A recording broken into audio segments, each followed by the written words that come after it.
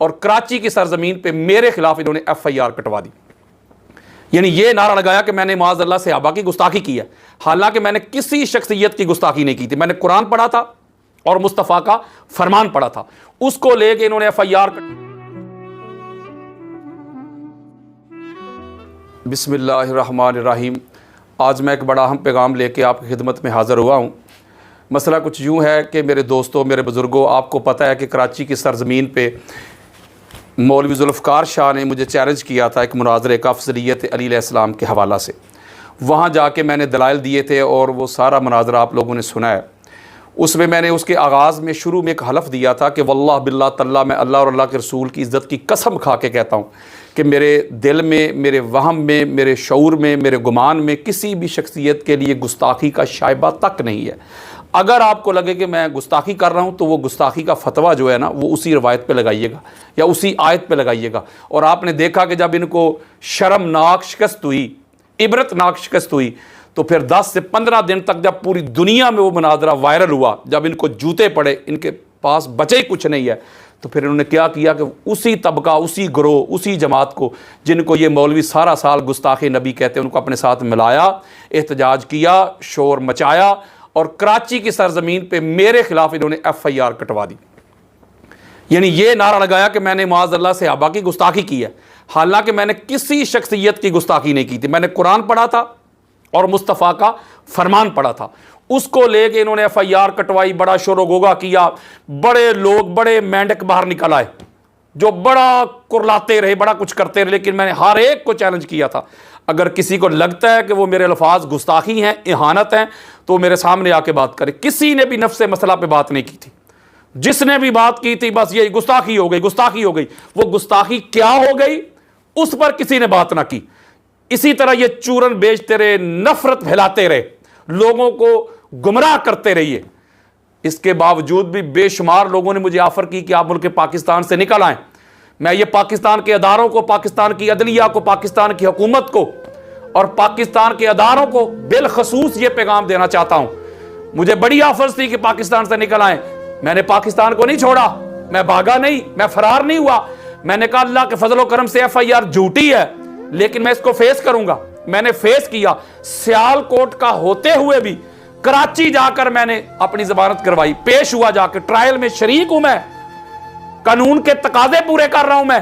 اس کے باوجود بھی محرم کے آغاز میں جو میرے ساتھ انتظامیہ کر رہی ہے، یہ ہمارے لوکل ایس ایچ او تھانہ موترا کے عبید الرحمان 10-15 اپنے لوگوں کے ساتھ میرے گھر میں گھس آئے.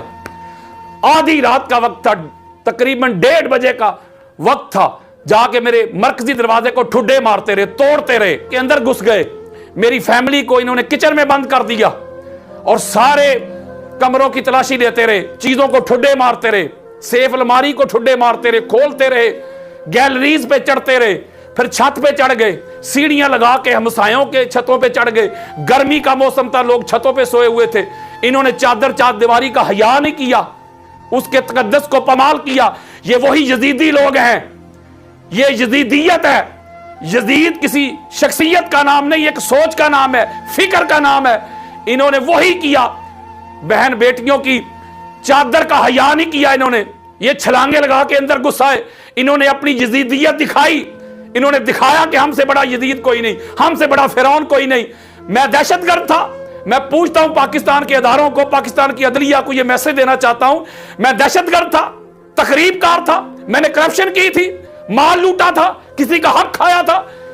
پوری تاریخ میں، پوری ہسٹری میں میری میں کرمنل کی سی بھی نہیں ہے مجھ پر. میں نے تو کورٹ میں جا کے کبھی کسی کی گواہی بھی نہیں دی. میں نے ہمیشہ پاکستان کے آئین، قانون، اس کا ادب کیا، اس کا احترام کیا. جھوٹی ایف آئی آر ہونے کے باوجود بھی میں اس کو فیس کر رہا ہوں. یہ سی ٹی ڈی والوں نے مجھ سے رابطہ کیا، ہر سوال کا جواب دیا. اسپیشل برانچ نے رابطہ کیا، ہر سوال کا جواب دیا. اور ایس ایچ او صاحب سے پوچھا گیا کہ آپ ایسا کیوں کر رہے ہیں؟ تو انہوں نے کہا جی مجھے تو ڈی پی او کا آرڈر ہے. ڈی پی او سیال کوٹ کا جو ہے حسن اقبال، اس کے آرڈر پہ ہم آئے ہیں. میں ڈی پی او صاحب سے پوچھتا ہوں کہ میں دہشت گرد ہوں؟ مجھے بتائیں میرا جرم کیا ہے، میرا قصور کیا ہے؟ میں صدات سے بالخصوص جو بڑے بڑے عہدوں پہ بیٹھے ہوئے، جو سید مجھے کالیں کر کر کے کہتے تھے بیٹا آپ نے حق ادا کیا ہے، आपने हमारे बाबा का दिफा किया है, आप सच्चे हैं। जो बड़े बड़े ओहदों पे बैठे हुए सादात, मैं आज उनसे मुखातब हूं। कल महशर का मैदान होगा, क़यामत का दिन होगा, उस वक्त मैं सवाल करूंगा आपके जद से कि या रसूल अल्लाह, मैं आपके घर की नौकरी करता रहा, आपके घर की वकालत करता रहा, मैं आपकी बेटी का मुकदमा लड़ता रहा, आपके भाई अली का मुकदमा लड़ता रहा। ये आपकी आल औलाद खून होने का दावा करने वाले ये वक्त के जदीदों के साथ मिले हुए थे, बड़ी बड़ी कुर्सियों पे विराजमान थे, बड़े बड़े ओहदों वाले थे। मुझे बैन करने वाले सैयद कहते हैं, बेटा मैं बड़ा मजबूर हूं, तुझे बड़ा मैं पसंद करता हूं, तू हमारे घर की वकालत करता है, लेकिन मैं मजबूर हूं। ये मजबूरियां तो यजीदी भी सुनाते थे कि हमें ऊपर से हुक्म आ गया, ऊपर से आर्डर आ गया, हम बड़े मजबूर हैं। ए हुसैन, हम बड़े मजबूर हैं। ये मजबूरियां कल क़यामत को काम नहीं आएंगी। मैं सदात की सारी जिंदगी मैंने नौकरी की, आज भी हाथ जोड़ के आपसे एक सवाल करता हूं, मुझे बताएं, मेरा कसूर बताएं, मेरा जुर्म बताएं। मैं आपके बाबा का मुकदमा लड़ रहा हूं, ये मेरा जुर्म है। मैं पाक सईदा की सदाकत का मुकदमा लड़ रहा हूं, ये मेरा जुर्म है। मैं मौला अली अलैहिस्सलाम को अफजल मानता हूं, ये मेरा जुर्म है। मैंने अपनी औलाद को कह दिया, अपनी फैमिली को कह दिया कि परेशान ना होना। आज अगर पुलिस हमारे घर में घुस आई है, जो मोहल्ले वाले तमाशा देख रहे हैं, जो ठट्ठा मजाक उड़ाते हैं, जो अगर मगर कर रहे हैं, तरह तरह की बातें बना रहे हैं कि पुलिस घुस आई है, 15-20 गुंडे आ गए हैं, मैंने कहा ये तुम्हारे लिए शर्मिंदगी की बात नहीं, इज्जत की बात है, गुरूर की बात है। हमने कोई करप्शन नहीं की, चोरी नहीं की, आका अलैहिस्सलाम की अहले बैत अतार की अजमत के डंके बजाए हैं। मैंने कहा मेरे घर की इज्जत पाक सईदा के घर की इज्जत से तो बुलंद नहीं है, मेरी बेटी उसकी इज्जत सईदा सुकीना की इज्जत से तो बढ़कर नहीं है। इस उम्मत ने तो उन हस्तियों को नहीं छोड़ा, हम कहां खड़े हैं, हमारी क्या औकात है। लेकिन इसके बावजूद भी अब भी जो कुछ मेरे साथ हो रहा है, जिस तरह क्रैकडाउन हो रहे, हमले हो रहे हैं, जिस तरह बार बार पुलिस मुझे तंग कर रही है, इसके बावजूद भी मैंने कानून का एहतराम किया है। मैं कानून के दरवाजे पे गया हूं, मैंने डीसी के दरवाजे पे जाके दरखास्त दी, मेरी नहीं सुनी गई। एडीसी जी के पास गया, मेरी नहीं सुनी गई। होम मिनिस्ट्री के पास गया, मेरी नहीं सुनी गई। सदाते एजाम मुझे बताए मैं किधर जाऊं। जिनके पास जाता हूं मुझे कहते ऊपर से आर्डर आया। ये ऊपर वाले कौन है? मुझे ऊपर वालों को तो पता चल जाए। हर बंदा जिसके पास जाता हूं वो कहते ऊपर से आर्डर आया, ऊपर से आर्डर आया। इसका माना क्या है? इसका मतलब क्या है? मैं मुल्क पाकिस्तान छोड़ जाऊं? मेरा तो जीना मरना मुल्क पाकिस्तान के साथ था। मैं तो पाकिस्तान के अदारों, पाकिस्तान की अदलिया, पाकिस्तान के हर एक अदारे का अदब एहतराम करता था। मैं तो बैनुल मसालक भी मोहब्बत का पैगाम देता हूं। खोलें जरा सोशल मीडिया, चेक करें। मैं तो हमेशा ये नारा लगाता हूं, शिया सुन्नी भाई भाई। मैं तो हर वक्त ये कहता हूं कि अपनी फिका को छोड़ो ना, दूसरी को छेड़ो ना, करीब आ जाओ। मैं तो मोहब्बतें बांटता हूं, मैं तो टॉलरेंस की बात करता हूं, कंपैशन की बात करता हूं, ब्रदरहुड की बात करता हूं। मैं तो पाकिस्तान के अदारों की मोहब्बत की बात करता हूं, अदलिया की मोहब्बत की बात करता हूं, पाकिस्तान से मोहब्बत की बात करता हूं। मेरा एक जुमला भी ऐसा नहीं है जो मुल्क पाकिस्तान में इंतशार का बायस बने। हाँ, एक काम मैं जरूर करता हूं, उस पर कोई कंप्रोमाइज नहीं। अहले बैत अतहार की अफजलियत में बात करता हूं, अहले बैत की अजमत के मैं डंके बजाता हूं, और ये मैं बजाता रहूंगा। मुझे नहीं पता ये सांसें कब तक चलेंगी, मुझे नहीं पता इन रगों में खून कब तक दौड़ेगा, लेकिन मैं एक बात बताना चाहता हूं। मेरी जिंदगी का मकसद इस घर की गदाई है, इस घर की नौकरी है, इस घर की चाकरी है। मैं अहले बैत अतहार की अजमत, उनकी अफजलियत को बयान करने से रुकने वाला नहीं।